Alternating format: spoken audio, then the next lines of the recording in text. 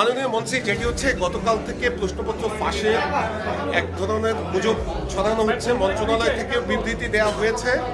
আপনারা এখন পর্যন্ত কতজনকে আটক করতে পেরেছেন এবং এটা আসলে কি চিহ্নিত করতে পেরেছেন?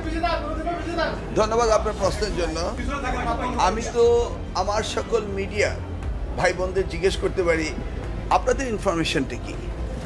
এসএসসি পরীক্ষার প্রশ্ন ফাঁস নিয়ে সামাজিক যোগাযোগ মাধ্যমে তোলপাড়। তবে শিক্ষামন্ত্রী আ.ন.ম এহসানুল হক মিলন বলছেন এসবই স্রেফ গুজব। আজ নিজের ভেরিফাইড ফেসবুক পোস্টে শিক্ষামন্ত্রী জানান, বাংলা প্রথম পত্রের প্রশ্ন ফাঁসের যে প্রচারণা চলছে তা সন্দেহাতীতভাবে মিথ্যা প্রমাণিত হয়েছে। পরীক্ষার্থীদের বিভ্রান্ত না হয়ে পড়াশোনায় মনোযোগ দেওয়ার আহ্বান জানান তিনি। জাতীয় নাগরিক পার্টির এনসিপির পক্ষ থেকে প্রশ্ন ফাঁসের অভিযোগ তুলে দেওয়া বিবৃতির কড়া সমালোচনা করেছেন মন্ত্রী।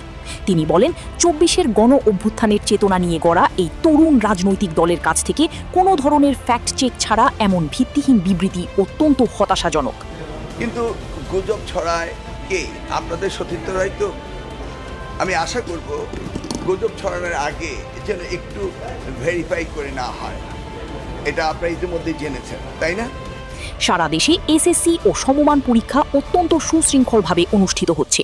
প্রশ্ন ফাঁস ঠেকাতে কঠোর নিরাপত্তা ব্যবস্থা জোরদার করা হয়েছে এবং যে কোনো ধরনের প্রোপাগান্ডা ছড়ালে আইনানুগ ব্যবস্থা নেওয়ার হুঁশিয়ারি দিয়েছে মন্ত্রণালয়।